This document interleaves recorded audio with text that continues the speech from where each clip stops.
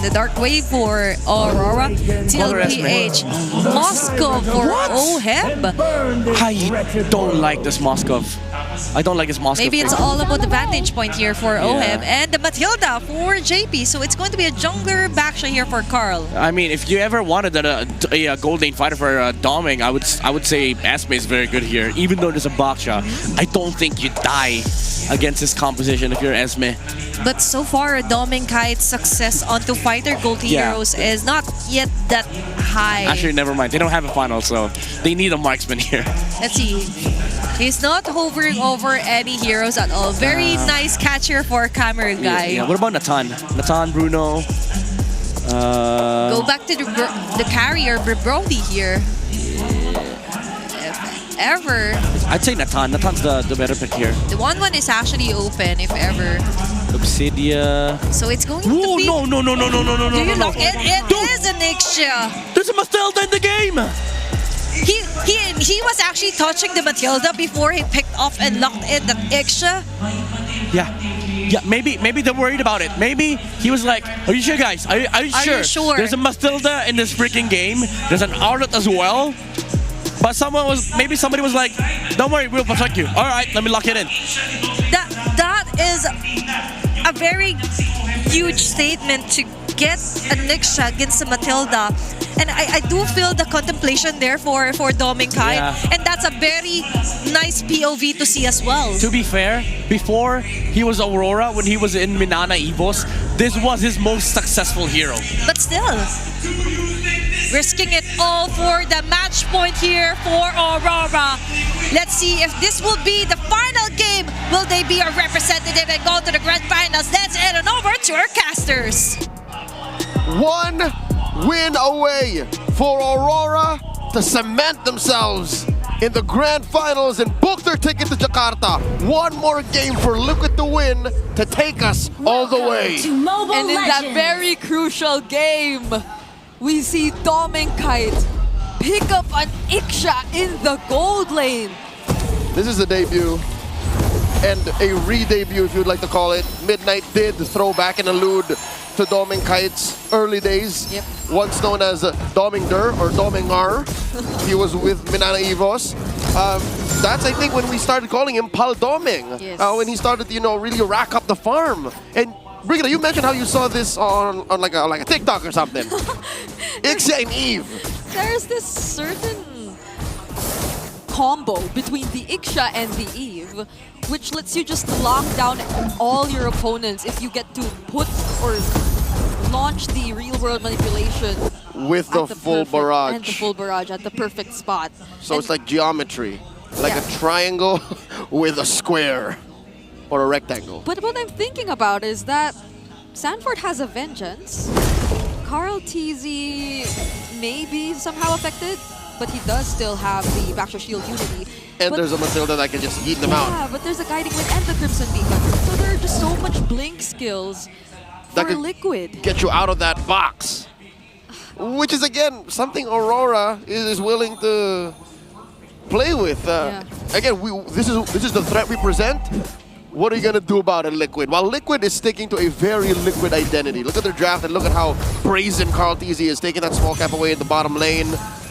They're up by about 200. Like, that's what that small, sneaky rotation got. Yeah, if anything, I feel like Liquid have decided to just pour all of their attention to Doming, because it's been a bit too obvious that Aurora are sticking with the Fredrin. So now they have to target Doming. But now, who is going to be the first target? Carl TZ just goes for Demon Kite straight up. There goes the RWM. And they just try to get out of the box, as mentioned. And it's so easy for them, but Edward flickers in with a Dark Wave! Coming in with a demonic pursuit by Sanford! That's gonna be the first casualty of the game. First objective goes to Aurora 2, and they just get more out of that. With that first trade, would have been worth it. And the turtle made it even more, giving both of these gold laners what Joseph would like to call the gold lane experience, and I think Doming Kite is having the time of his life. He is making things harder for OHEB. OHEB just barely tried to get the remaining gold from that wave. His SOD didn't even land at the right moment to get the last hit on that second minion. Doming sidestepped. And He just had to risk it to take that last minion down bottom, but maybe it's also about the laning advantage.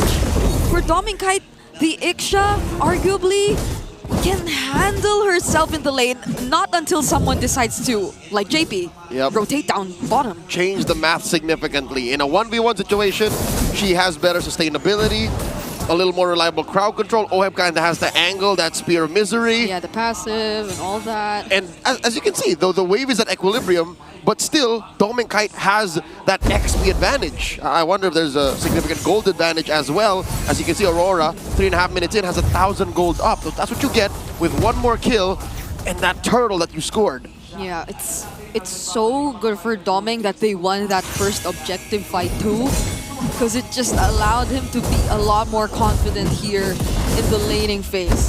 The bottom lane doesn't seem to be a problem for Aurora, at least for now, because you would expect that Light might have to pay a bit more attention to this Iksha. JP could be a bit more aggressive on this Mathilda, but all I'm seeing are guiding winds provided to Oheb to reposition and keep himself safe.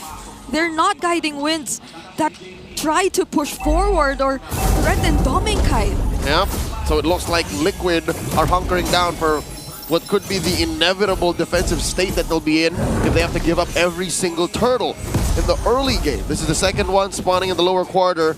Quite the pull from Aurora. Again, we have two utility junglers, so expect that these dances will last a little longer. Turtle approaching half health.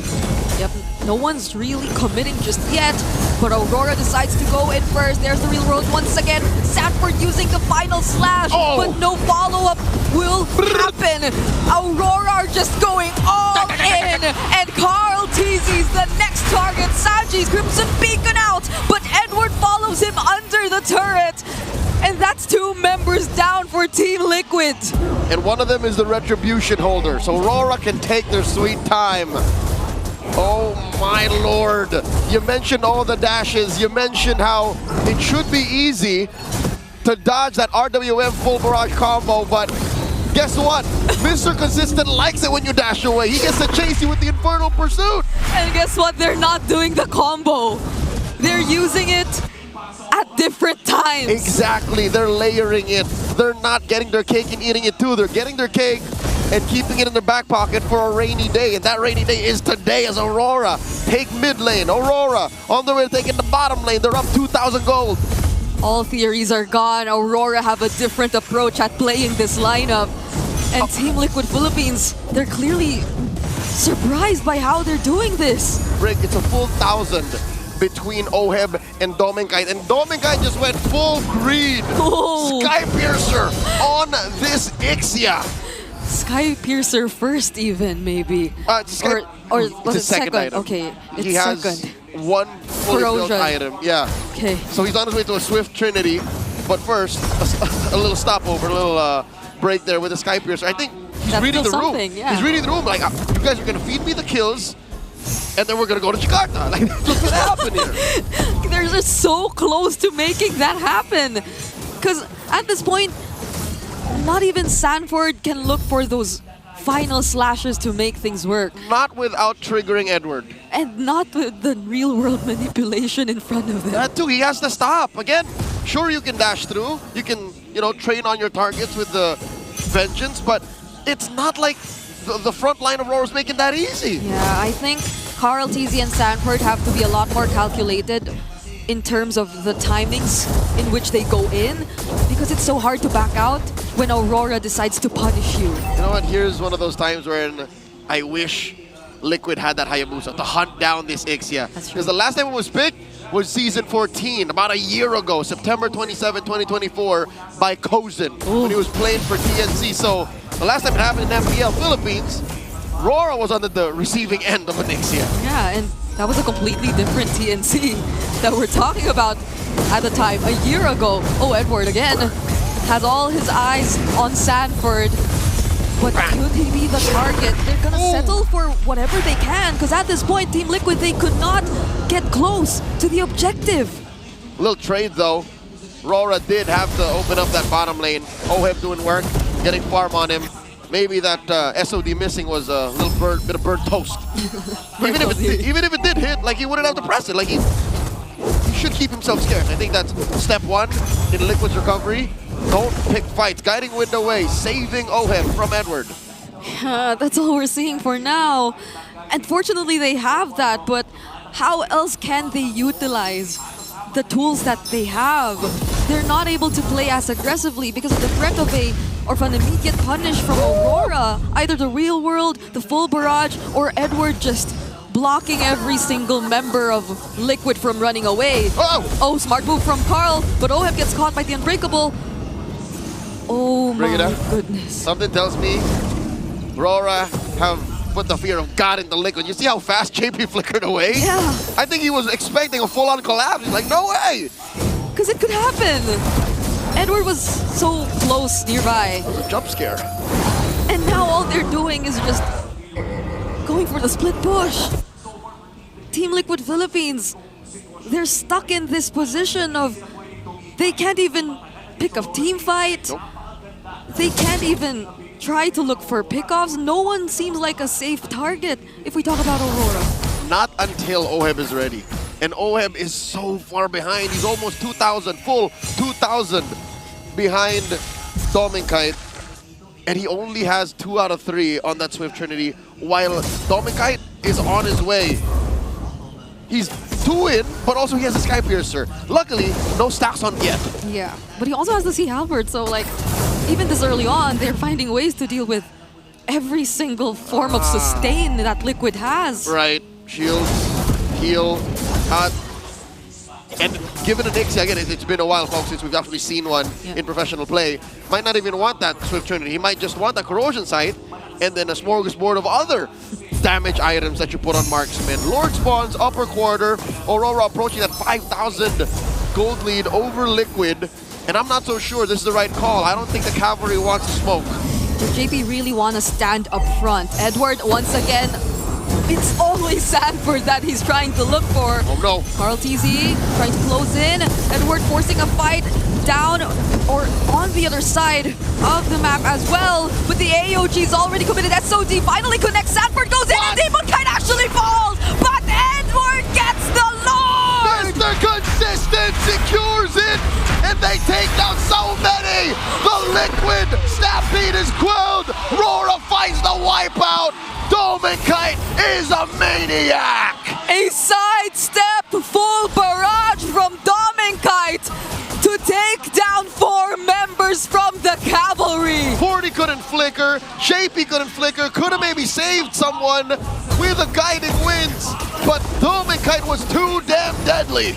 Fortunately, the death timers aren't that long just yet, but they'd have to say goodbye to their holy shields.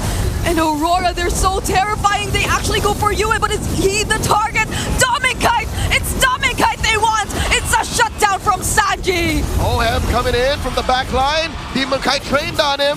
Traded 2 for already. JP and Sanford. Oh no. 3 members of Aurora are on him. Down he goes. Yue gets him. That was time for Liquid to clear the Lord, but was he the best option to get that time? To buy that time for the cavalry? It's gone sideways as the RWM comes out of Yue. Carl TZ and Sanji, they still have to deal with a single minion and another wave in mid, but Carl, he's trying to close in Demon Kite. Sanford trying to catch up, goes for light, but he has the Unbreakable to move a bit further. Carl TZ gets blocked by the minions and the chase will not continue. Aurora makes that decision. We can't force the issue. Dominkite just spawned, and we need our marksman to be able to finish this. Put a dot on this match. End it with an exclamation point. 6,000 gold up.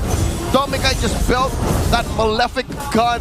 So as if that range difference was already huge enough, he can now shoot at you from where you can't even see him. That's gonna be a lot more problems for Liquid. Imagine how much resources they had to commit just to find that kill on Dominkite. A lot, Brigida, a lot. But here's the thing. Oheb has his Swift Trinity already, and he's on his way to his Wind of Nature. So that means he'll be relatively safe from a good chunk of Edward's damage, from Dominkite for sure, from even Demon Kai, but not Yue. So Yue, as you can see, is on top of damage dealt. So all these swipes, all these hard presses, if you may do that with the RWM, are making a difference. That's something that Liquid has to deal with too. And this Yue, this Eve, has a purple buff on his hero. That's Carl's. It's not like Carl needs it. He's not a Hayabusa in this game, you know. But Liquid needs it. But they need all resources that they can, because we're still talking about a 6K gold lead in favor of Aurora. We've seen worse gold leads that feel much worse. This is a very dominant 6K gold lead.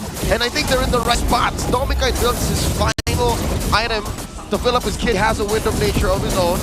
So in case Ohem finds him, Sanford finds him, he should be fine. Lord getting blitzed by Aurora. Oh, wait, they're actually moving away. They see majority of Liquid trying to position themselves in the Lord.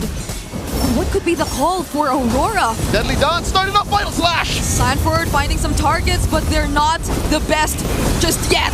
Like jumping in, Domikai secures the Lord, Demon Kai rather, and now they're going in, JP, all in! Sanford's next! They're losing members one by one, Aurora! They're going for the chase, but Liquid has to run away! The Stampede goes backwards, they roll out. The Lord spawns up top. Rora is inside the base. They crack through mid. Do they have enough wave clear? Can Ohem deal with this alone? Sanji, what can they do to delay the siege? Full barrage! Ohem